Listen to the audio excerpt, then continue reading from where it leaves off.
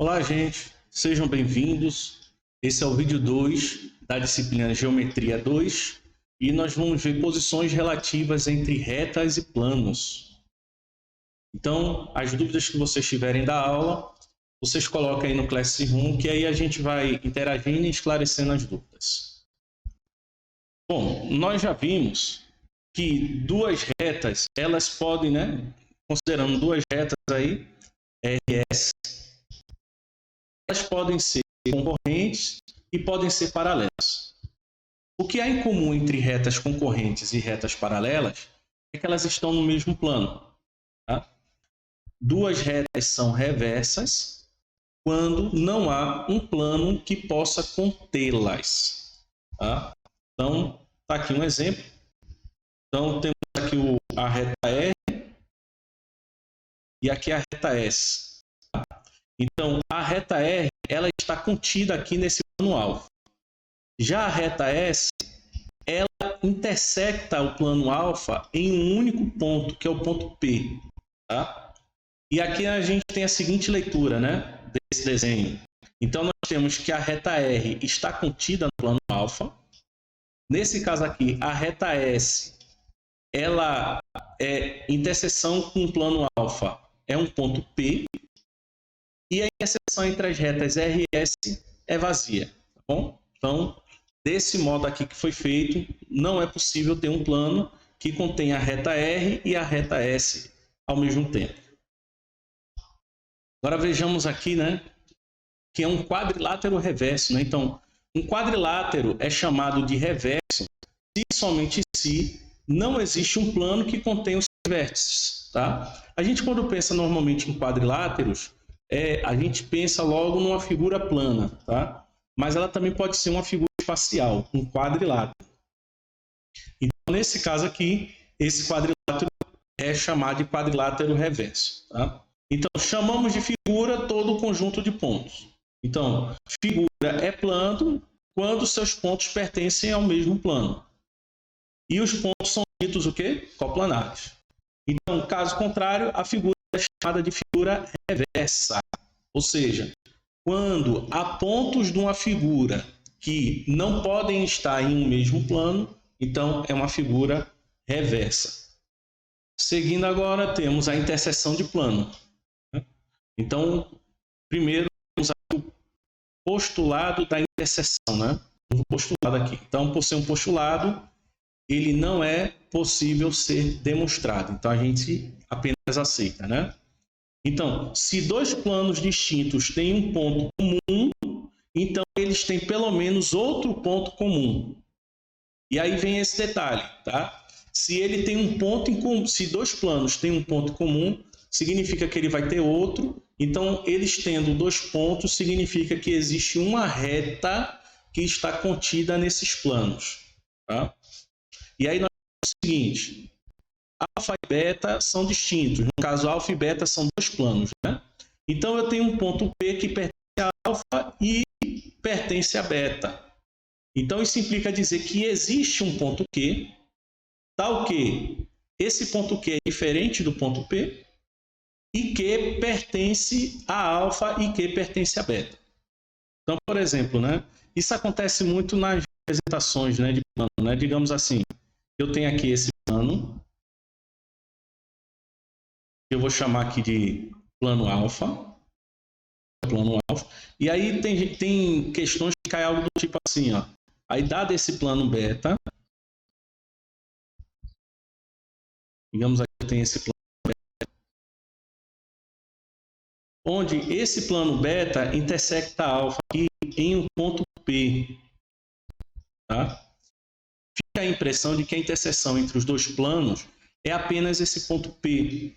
Mas lembre-se que o plano ele é ilimitado para cada um dos seus lados. Tá? Então, significa dizer que esse plano beta ele não está limitado apenas a essa linha. Lembre-se que isso aqui só representa um recorte do plano. Então, quer dizer que o plano ele vai se estender mais. Então, em algum momento dessa extensão, vai surgir um novo ponto Q. Tá? Vai ter esse ponto Q. Então, dessa forma, eu vou ter dois pontos distintos que estão pertencentes ao plano alfa e ao plano beta. E aí vocês devem lembrar do postulado da inclusão, que se dois pontos pertencem ao mesmo plano, então a reta definida por esses dois pontos está contida no plano.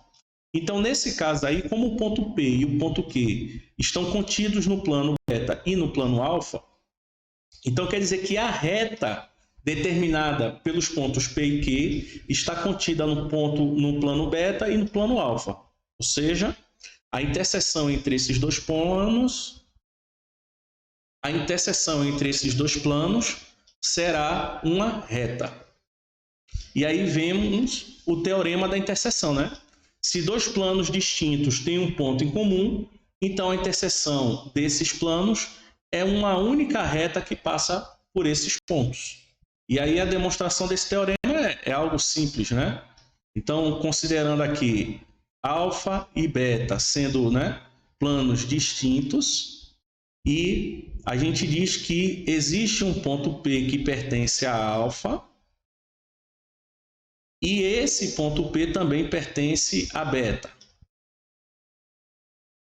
Tá? Então, a gente sabe que isso implica que existe um ponto Q, tal que esse ponto Q ele é diferente do ponto P, e o ponto Q ele pertence a alfa e pertence a beta, né?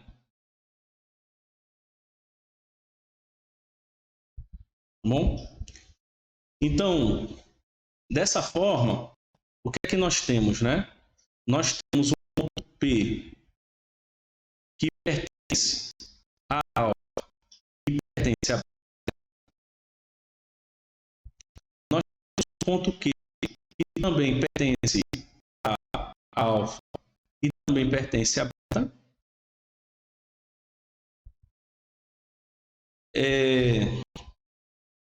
Sabendo que o ponto P ele é distinto do ponto Q e que existe uma reta R que é definida como sendo a reta PQ, né? Então, isso implica dizer que a interseção entre o plano alfa e o plano beta vai ser essa reta R. Tá bom? Só um detalhe. Veja que eu coloquei o R sem chaves, tá? Porque o R é uma reta e vocês devem lembrar que reta é um conjunto de pontos. Tá bom? Então, só para deixar isso claro aí.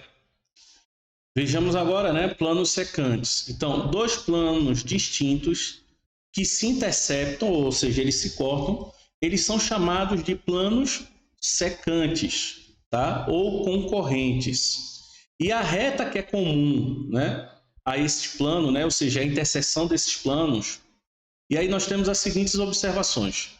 Para se obter a interseção de dois planos distintos, basta obter dois pontos distintos que sejam comuns a eles. Tá? E para se provar que três ou mais pontos do espaço são colineares, então basta provar que eles pertencem a dois planos distintos. Bom, o exemplo a seguir, ele pede para provar a existência de retas reversas. E vamos pensar no seguinte, vamos considerar uma reta R e um ponto P não pertencente à reta R. E aí, pelo teorema da determinação de um plano, uma reta e um ponto fora dela determina um único plano que contém o ponto e a reta. Então, vou desenhar aqui, temos esse plano alfa. Então, o plano alfa é o plano determinado pelo ponto P e pela reta R. Pelo postulado da existência, existem infinitos pontos no plano, bem como fora desse plano. Então, vamos determinar aqui um ponto Q, onde esse ponto Q é um ponto não pertencente ao plano alfa. E assim, podemos traçar uma reta determinada pelos pontos Q e P. E agora é só a gente mostrar que as retas, né, PQ e a reta R, elas satisfazem as condições para retas reversas. E aí, só para a gente recordar quais são as condições, né?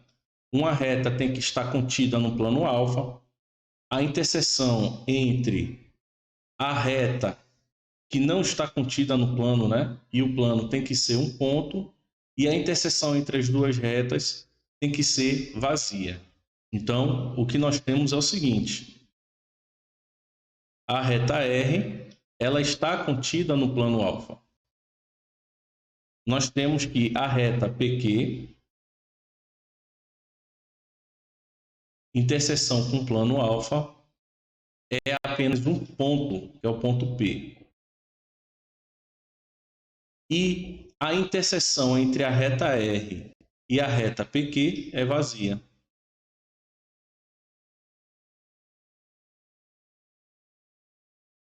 E assim satisfazem as condições para duas retas reversas. Então,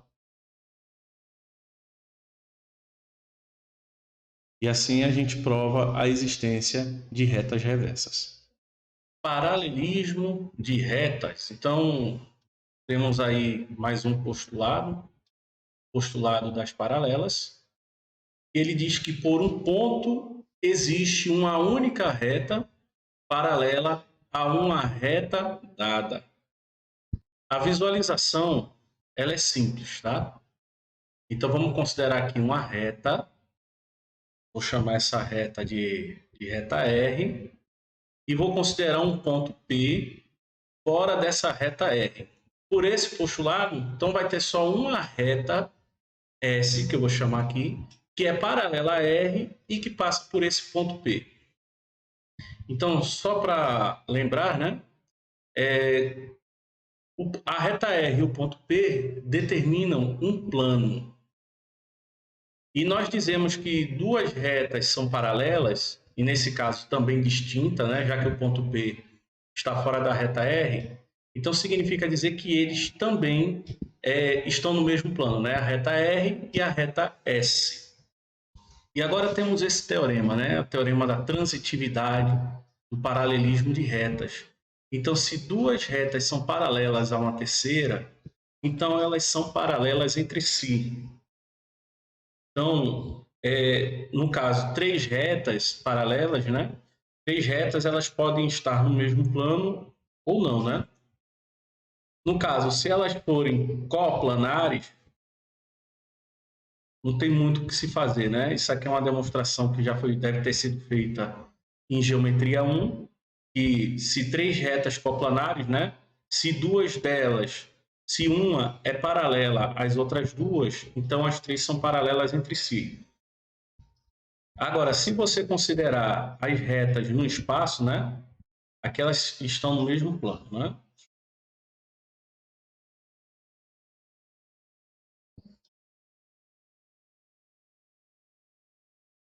As três retas estão no mesmo plano. Agora, se elas não estiverem no mesmo plano, vamos botar assim, tá?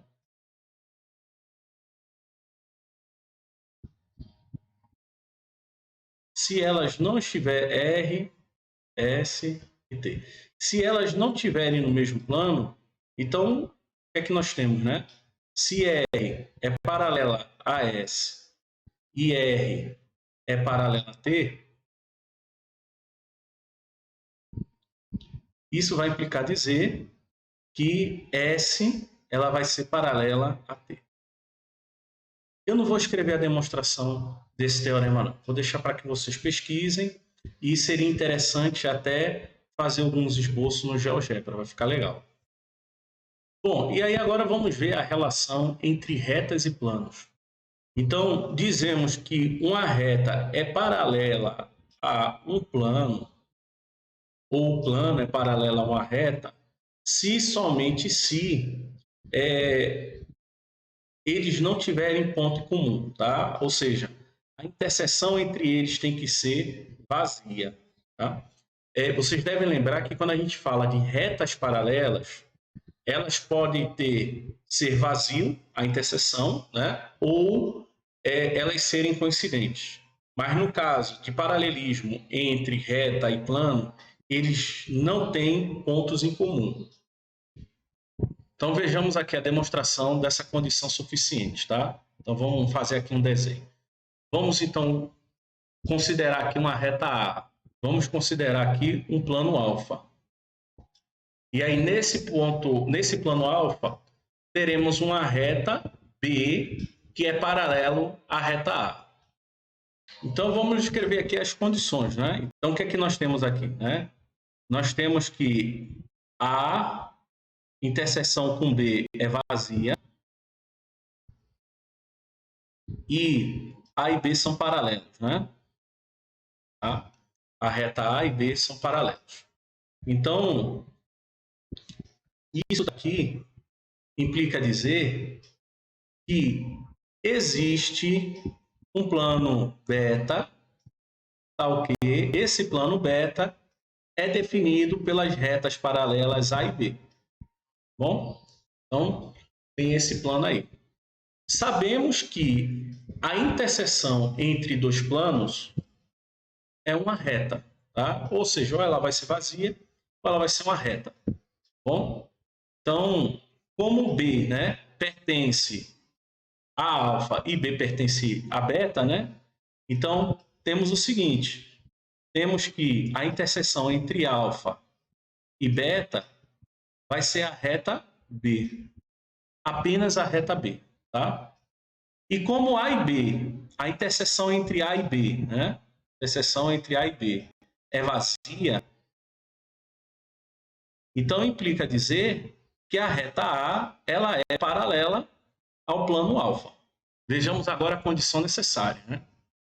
Se uma reta é paralela a um plano, então ela é paralela a uma reta do plano, tá? Em outras palavras, se existe uma reta que é paralela a um plano, então quer dizer que existe uma reta contida no plano que é paralela à reta dada. Então, vamos ver aqui a demonstração dessa condição necessária. Então, vamos considerar aqui a reta A e vamos considerar esse plano alfa. Bom, sabemos que no plano alfa existe, vamos considerar um ponto P no plano alfa. Então, vamos anotar os dados, né? Então, eu tenho que A é paralelo ao plano alfa. Então, por ser paralelo ao plano alfa, a gente sabe que a interseção entre os dois é vazia. E temos também que o ponto P ele pertence ao plano alfa. Podemos definir um plano beta pela reta A e o ponto P. Como o ponto P pertence à interseção entre alfa e beta, então quer dizer que a interseção entre alfa e beta é uma reta, né? Então, vamos fechar aqui. Isso implica dizer que alfa interseção com beta é uma reta que eu vou chamar de B. O plano beta, ela contém a reta A e contém a reta B. Tá? Ela contém essas duas retas. Então, são duas retas coplanares. Então, eu temos que A está contido, né, em beta, né, já que A é uma reta que define o plano beta, então A está contida em beta. Temos que B também está contida em beta. Como B é uma reta do plano alfa e A não tem ponto comum no plano alfa, então A e B, a interseção entre A e B é um conjunto vazio. Então, A interseção com B é um conjunto vazio. Então, isso implica dizer que A é paralela à reta B. Tá? Porque aí ele tem as condições, né, para uma reta paralela. As retas são coplanares e a interseção entre elas é vazia. Bom, e agora vamos ver as posições relativas de uma reta em um plano. Então, no caso, a reta e um plano, eles podem ter dois pontos distintos, né? A interseção entre eles pode ser dois pontos distintos.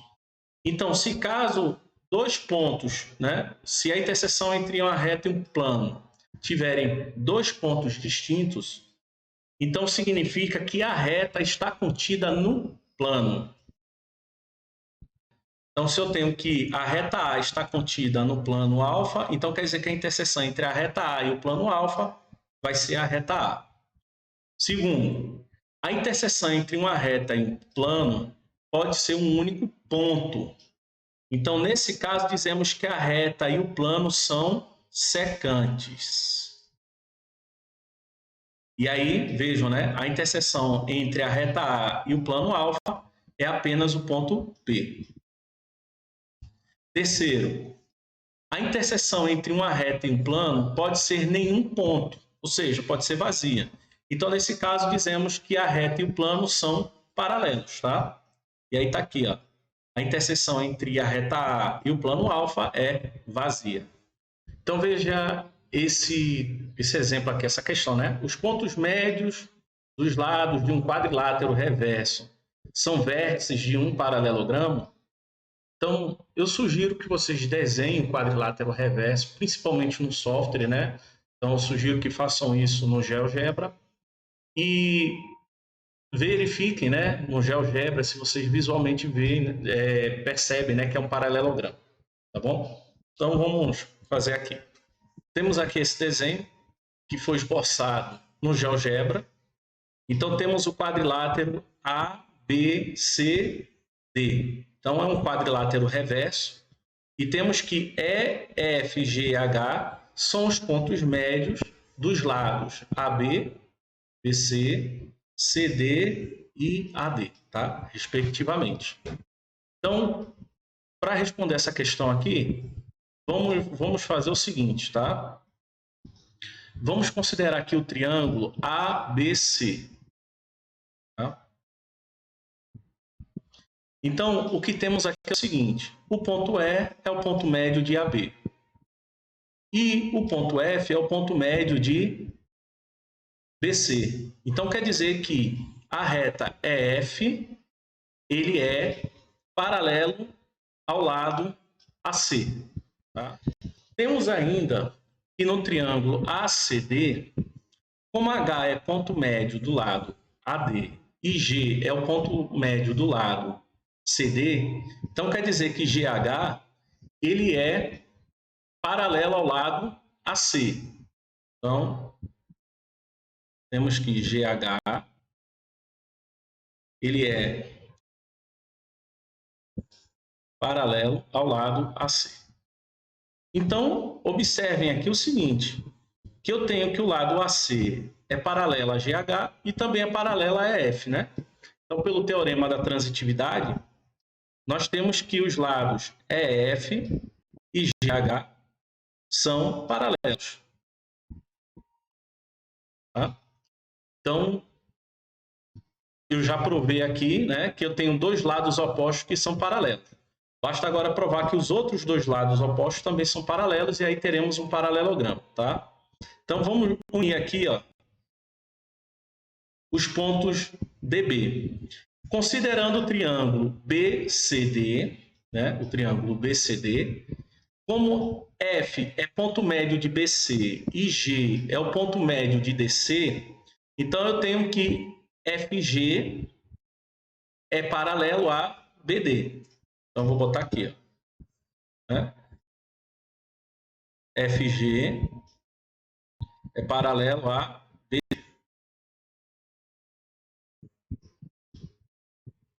E agora, vamos considerar o triângulo BAD. E pela mesma justificativa, né? Como é ponto médio de AB e H é ponto médio de AD, então EH é paralelo a BD. Então, vou botar aqui, ó, EH paralelo a BD. Então, pela transitividade, né? Eu vou ter que FG é paralelo a EH. Então, desse modo, né?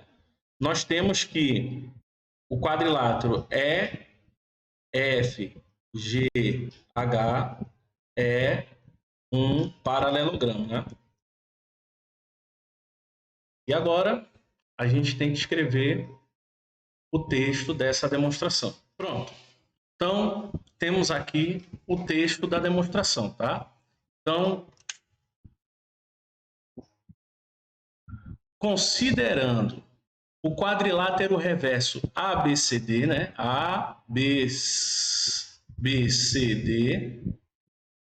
os pontos médios de AB, CD e AD são EFGH, tá? Então, E é o ponto médio de AB, F é o ponto médio de BC, G é o ponto médio de CD e H é o ponto médio de AD. Então, considerando o triângulo ABC, como os pontos E e F são pontos médios de AB e BC, né? AB e de BC. Então, temos que o segmento EF é paralelo a AC. Já no triângulo ACD, como G e H são pontos médios de CD e AD, então G é o ponto médio de CD e H é o ponto médio de AD. Então, GH é paralelo a AC, tá? Então, assim a gente prova dessa forma que se EF é paralela a AC e GH é paralela a AC, por transitividade, EF e GH são paralelos, tá? E aí, de forma análoga, né? Aí, no caso, vocês vão usar o triângulo BCD e BAD, né? Então, de forma análoga, você consegue provar que os lados GF e EH também são paralelos, tá? Então, partindo da definição de que o paralelogramo é um quadrilátero com lados opostos, então, quadrilátero EFGH é um paralelogramo, tá bom? Então, os pontos médios de um quadrilátero reverso é um paralelogramo, né? Ou seja, são os vértices de um paralelogramo, tá bom? É claro que nessa demonstração tem algumas informações que a gente aceitou sem precisar de provar, tá? Então, por exemplo, provar que o segmento formado pelos pontos médios de dois lados de um triângulo é paralelo ao terceiro lado.